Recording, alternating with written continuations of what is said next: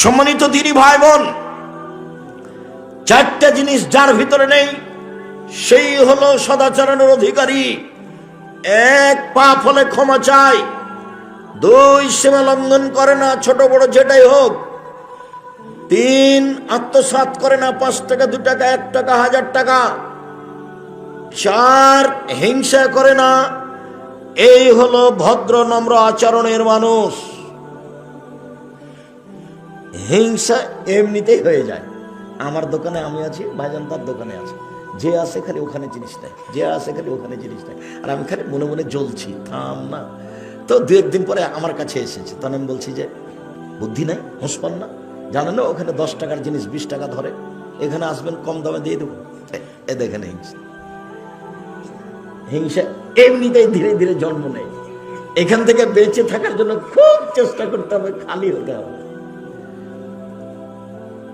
সম্মানিত দিনী ভাই বোন, রাসূল সাল্লাল্লাহু আলাইহি সাল্লাম বলেন, পৃথিবীর মানুষ মনে রেখো, আর রাহিমুস সুহনাতু মিনার রহমান, সদাচরণ রহমান থেকে বের হয়েছে, মানে নম্র আচরণ রহমান থেকে বের হয়েছে। রহমান বলেন, আল্লাহ বলেন, পৃথিবীর মানুষ শোনো, এই সদাচরণ তোমাকে যে নিবে আমি আল্লাহ তাকে নিব। সদাচরণ তোমাকে যে ছেড়ে দিবে আমি তাকে ছেড়ে দিব। যার সদাচরণ নেই তার আল্লাহ নেই। ইন্না লিল্লাহি ওয়া ইন্না ইলাইহি রাজিউন। তারপরে এইসব খেতে পায় কিভাবে? হিন্দু যেভাবে পায়। আপনার এই শব্দগুলো বেঁচে থাকে কিভাবে? ইহুদি খ্রিস্টান যেভাবে বেঁচে থাকে। এই কথা তো আমি বলিনি, এ কথা আল্লাহ নবী বলছেন। শুধু এটা নয়, আর একটা সদাচরণের একটা রূপরেখা আছে, ও আরশ ধরে ঝুলছে সদাচরণ। আল্লাহ নবী বলছেন, বুখারী মুসলিমের হাদিস, ঝুলে বলছে, পৃথিবীর মানুষ শুনে রেখো, আমি সদাচরণ বলছি, এ বলছি আমি সদাচরণ বলছি, মান ওয়াসালানি ওয়াসালাহুল্লাহ, আমাকে যে নিবে আল্লাহ তাকে নিবেন। ওমান কাতানি কাতাহুল্লাহ, যে আমাকে ছেড়ে দিবেন আল্লাহ তাকে ছেড়ে দিবেন। হাদিস তো বুখারী মুসলিম। এর কি বিবেচনা আছে আপনার কাছে?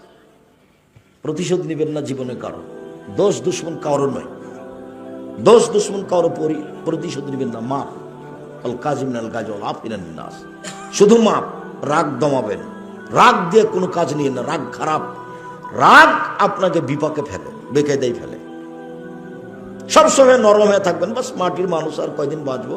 দেখেছিলাম বয়স একদিন 40, দেখি 60, তারপরে দেখি আর নেই। এই তো হলো বয়স। দেখেন আপনার গ্রামে কত লোক ছিল, চলে গেছে, আর মাত্র কয়জন আছে? আপনার বয়সের গুলো কত গেছে? বা তোমরা যারা ছেলেরা, তোমরা বড় হতে দেখলে যে তোমার চাচা গেছে, তোমার ওই চাচা গেছে, তোমার ওই চাচা গেছে, তোমার দাদা গেছে, দেখলে অন্তত 30-40 জন নেই। তারপরে দেখবা মধ্যের গুলো নেই, তারপরে দেখবা তুমি সিরিয়ালে চলে এসেছো, তোমার গুলো আর নেই। এইরকমই পৃথিবী, প্রতিশোধ নিতে হবে না। সম্মানিত দিনী ভাই বোন, এবার দেখায় আপনাকে, আল মুমিন লিল মুমিন কাল বুনিয়ান ইয়াসুদ্দু বাযুহু বাযান। একজন মুমিন আর একজন মুমিন হচ্ছে প্রাচীরের মতো। একজন মুমিন আর একজন মুমিন প্রাচীরের মতো, একটা ইট আর একটা ইটকে চেপে ধরে আছে। কাল বুনিয়ান সুম্মা শাব্বাকা বাইনা আসাবিহি। পৃথিবীর মানুষ দেখো দেখো দেখো, এভাবে মুমিন বসবাস করে। এই যে দেখ, এই যে মুমিন, এভাবে আল্লাহ রাসূল দেখাচ্ছেন, এভাবে মুমিন এভাবে থাকবে। একজন আরেকজনকে সহ্য করতে পারে না। দল করলে তো করবেই না, শুধু খালি তার বিরুদ্ধে বলতে বলতে জীবন চলে গেল। আমি দেখতে পাচ্ছি তো, আমি আপনার সাথে থেকেছি অনেক দিন, তাতে আমি খুব ভালোভাবে জানি আপনার গতিবিধি, আপনার স্বভাব, আপনার সব কিছু আমার অক্ষরে অক্ষরে জানা আছে। আজ থেকে তওবা করবেন, ত্যাগ করবেন, একাই থাকেন। আল্লাহ নবী বলেছেন, গাছের আড়ে একাই লুকিয়ে থাকো, ঈমান নিয়ে বেঁচে থাকো। আর একজনের বদনাম গীবত করে বোঝা মাথায় করে মরিও না, একাই থেকে একাই মরে যাও। হাদিস বুখারী মুসলিম। আবার দেখেন, আবু মুসা আশআরী রাদিয়াল্লাহু তাআলা আনহু বলেন, রাসূল সাল্লাল্লাহু আলাইহি ওয়াসাল্লাম বলেছিলেন, মুমিন লিল মুমিন কারাজুলিন ওয়াহিদ। সারা পৃথিবীর মুসলমান পুরুষ নারী একজন। আমি বলিনি এ কথা। কে বলছেন এটা? মুহাম্মদ সাল্লাল্লাহু আলাইহি ওয়াসাল্লাম। হাদিস বুখারী মুসলিম। সারা পৃথিবীর মোমেন পুরুষ নারী মুসলমান একজন, ইনিস্তাকা আইনো ইস্তাকা কুল্লুহু, এর যদি চোখে ব্যথা হয় সম্পূর্ণ শরীরে ব্যথা বুঝে। তার মানে আমি যদি বিপদে পড়ি তো আপনিও সেই বিপদ ভোগ করবেন, তার মানে একজন। ইনিস্তাকা রাস ইস্তাকা কুল্লুহু, মাথায় ব্যথা হলে সম্পূর্ণ শরীরে ব্যথা বুঝতে পারি, তার নামে একজন। আমি ক্ষতিগ্রস্ত হলে আপনি পাশে এসে বলবেন, ভাইজান কি হয়েছে, কি করা যায় বলেন তো, কি পরামর্শ আপনাকে দিতে পারি। এইভাবে সবাই একসাথে। তা আমি যখন বিপদে পড়েছি তখন আপনি বলছেন ঠিক হয়েছে, ঠিক হয়েছে, উচিত হয়েছে, উচিত হয়েছে, তখন কি আপনি মোমেন?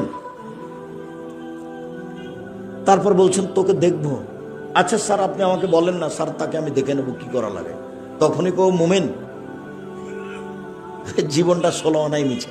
এই ছেলে তোমরা একটা জানো না, পদ্য মুখস্থ করেনি বা দেখনি পড়ে, জীবন কি 16 আনাই মিছে। ওই যে বাবু আর মাঝি, বাবু আর মাঝি, বাবু বলছে মাঝি চাঁদ কেন বাড়ে কমে রে, বলে ক্লিয়ার আমি জানি তোর জীবন দেখি 4 আনাই মিছে।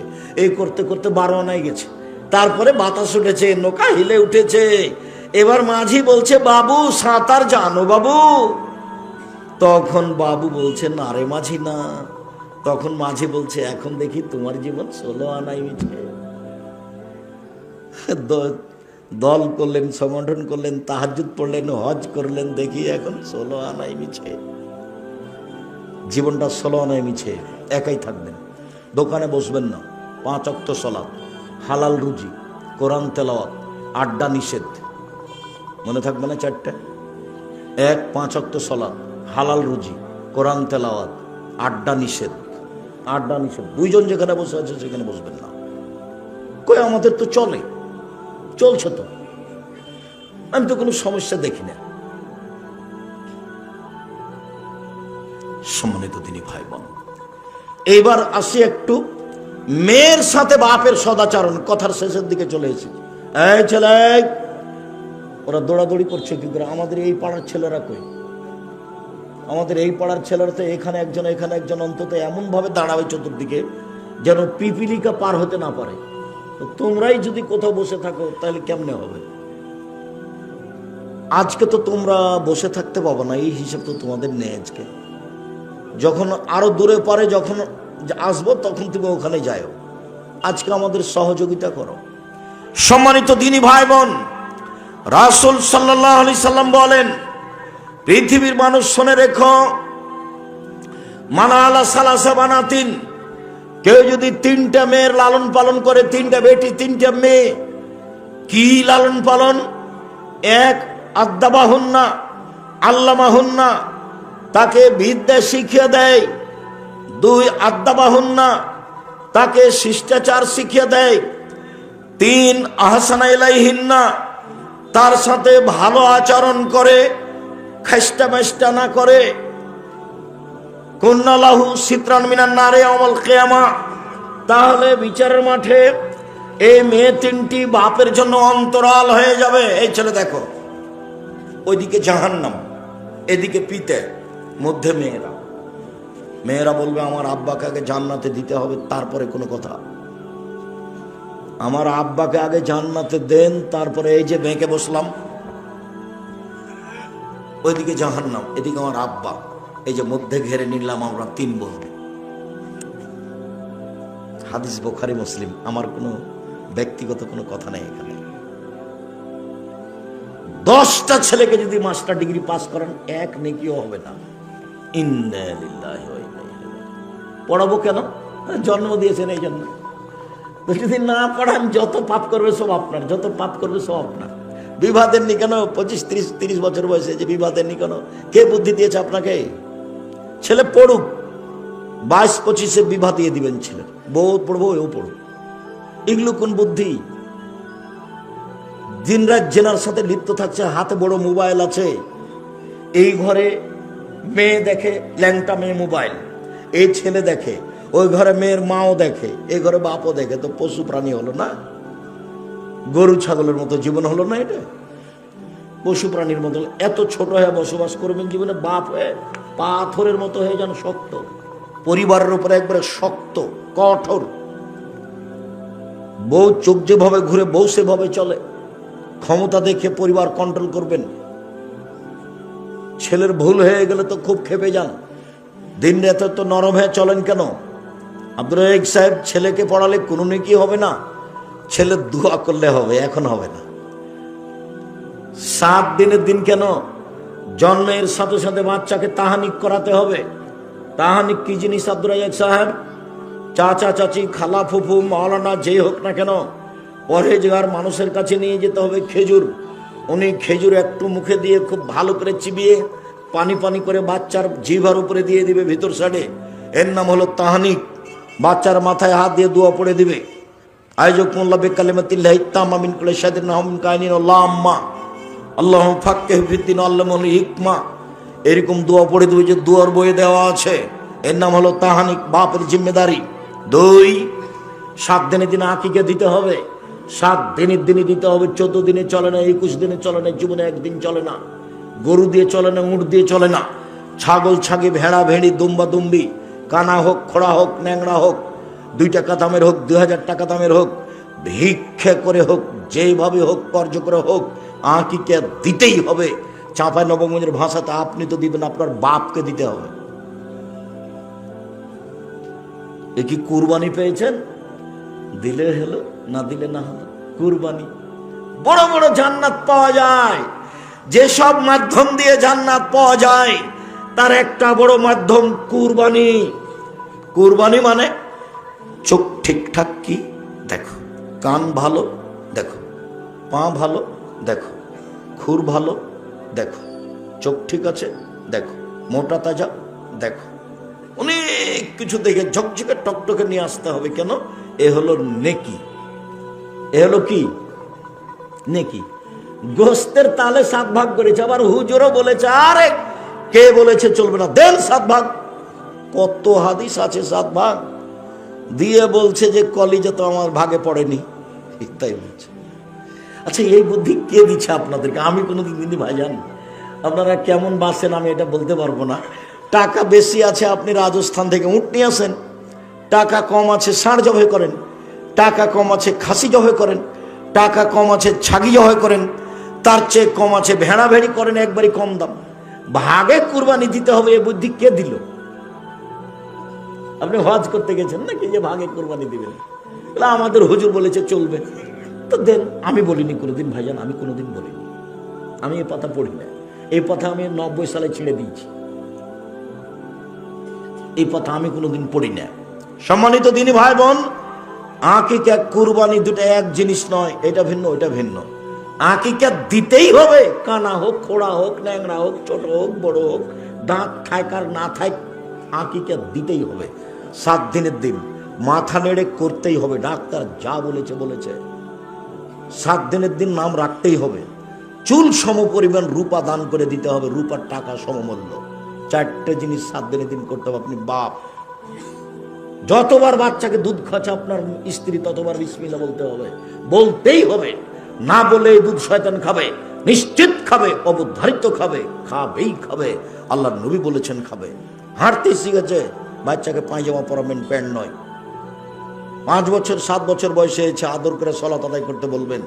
10 বছর বয়সে পিটিয়ে সলাত আদায় করাবেন। বিছানা ভিন্ন করে দিবেন।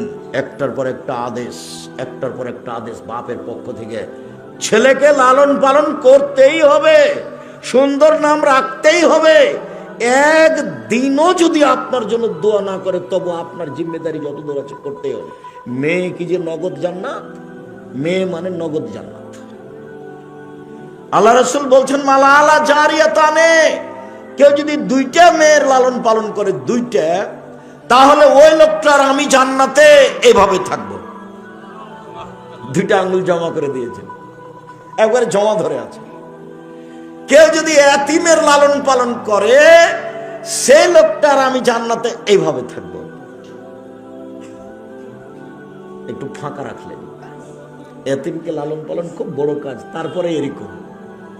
আর মেয়ে লালন পালন কাজ কত বড়, এরকম। খাস্টা মেস্টা করবেন না কোনো সময়। দাদি তোমার ভুল বলেছে, তোমার দাদি নানি বলেছে একটা মেয়ে হয়েছে, কি করবি ভাই? একটা ডিপিএস খুল। তার একটা হয়েছে, তাহলে একটা গরু কিন ভাই, এগুলো তো বিবাহ দিতে হবে। তিনটা হয়েছে, তখন বলছে নাতিকে যে তুই বউ তালাক দিয়ে দে, এ বউ চলবে না। কেমন স্বভাবের মানুষ! এক, বিদ্যা শিখিয়ে দিল। দুই, শিষ্টাচার শিখিয়ে দিল। তিন, ভালো আচরণ করলো, চাল চলন ভালো করলো।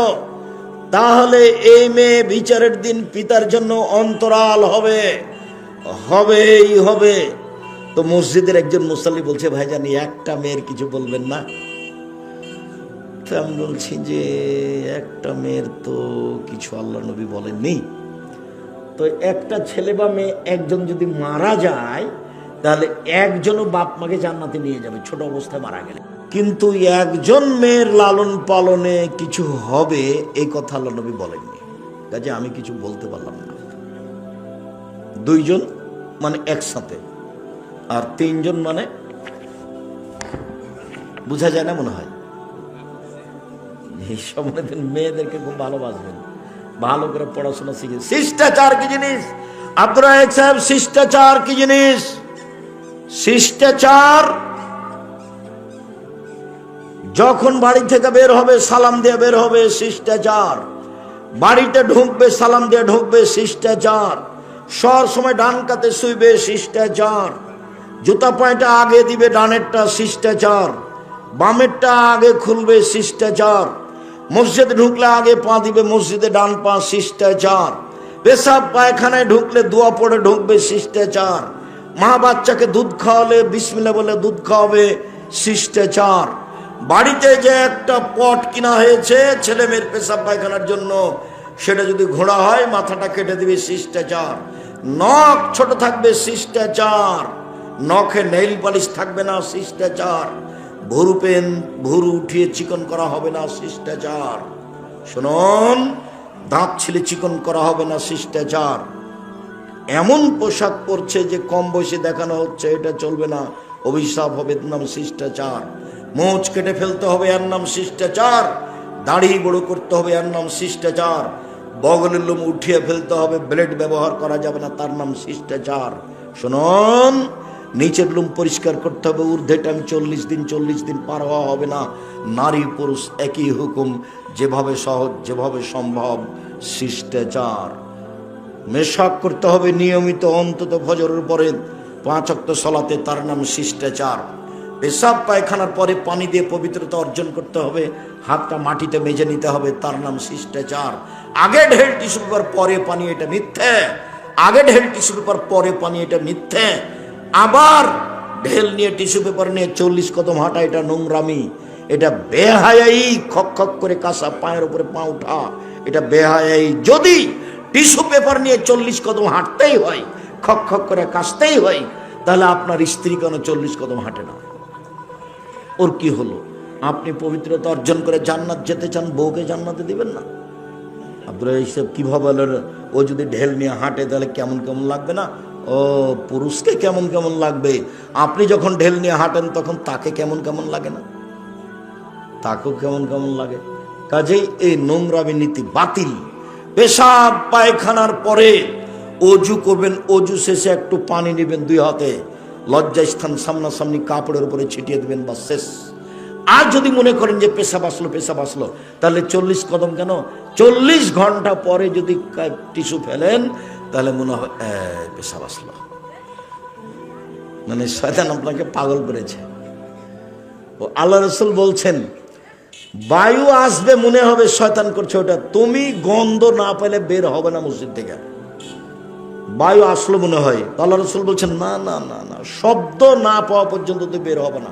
যাক, এখন 40 ঘন্টা কেন, আপনি 3 দিন পরে টিস্যু ফেললেও মনে হবে পেশাব আসলো, শয়তান ধরেছে।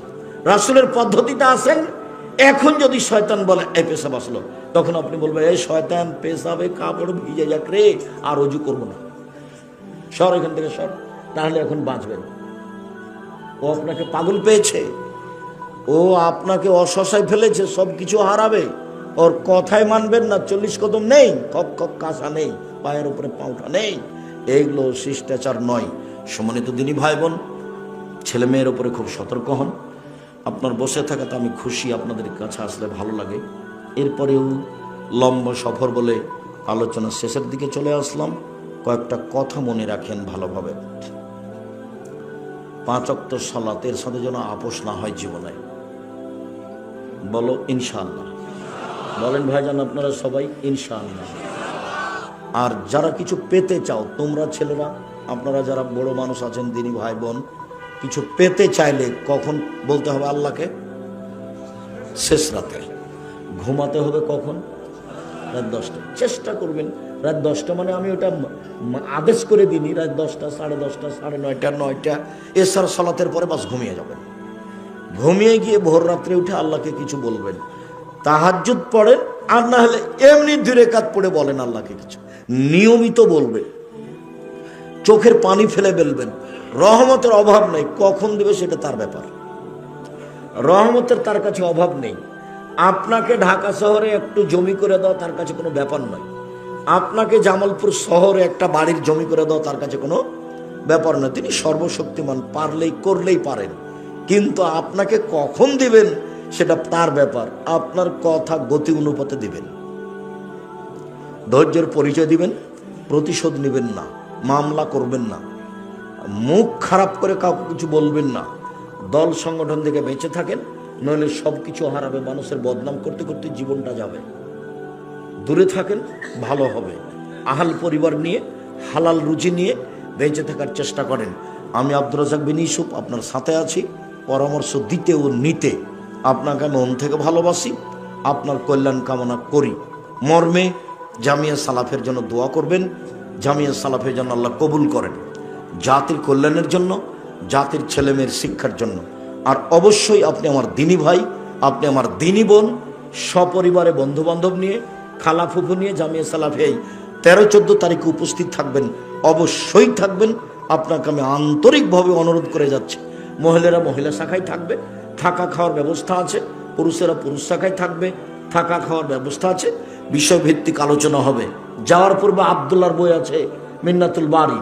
আর ওই যে বেগম রোকে রেখেছে অবরোধবাসিনী, পাল্টা লেখা আছে কেন হবো অবরোধবাসিনী।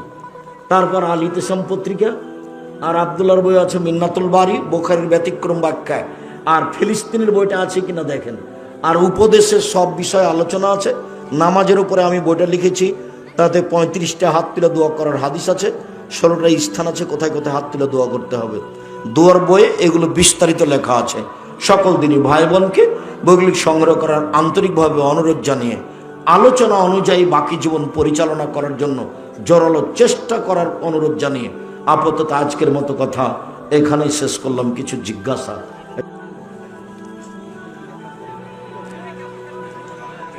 জানাজার নামাজে লোক জমায়েতের জন্য মাইকিং করা যাবে কি? জি না, জানাজার জন্য মাইকিং নিষেধ। জানাজার জন্য মাইকিং নিষেধ।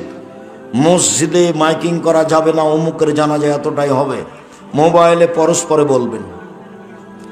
জানাজার নামাজে লাশ সামনে রেখে এলাকার ব্যক্তিবর্গ বক্তব্য দেওয়া হারাম। লাশ সামনে রেখে চেয়ারম্যান মেম্বার লোকের বক্তব্য দেওয়া হারাম। মসজিদের কমিটি কিভাবে গঠন করব? পরহেজগার মানুষেরা হবে মসজিদের কমিটি। মহিলারা হাইজ অবস্থায় কোরআন পড়তে পারবে? জি, হাইজ অবস্থায় কোরআন ধরে পড়বে। হাইজ অবস্থায় মহিলারা কোরআন ধরে পড়বে। শায়েখ, আমার প্রশ্ন হলো, অতিরিক্ত জমির আইলটা কাটা ইসলামের শান্তিতে কিরূপ? হারাম। হারাম, ওটা হলো হক নষ্ট। ওটা হলো হক নষ্ট।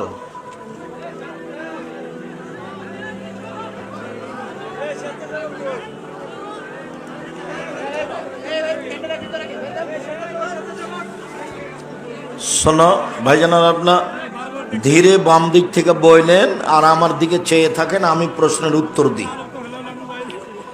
একটি পরিবার এর একজন নামাজ পড়ে, বাকি সদস্য নামাজ পড়ে না।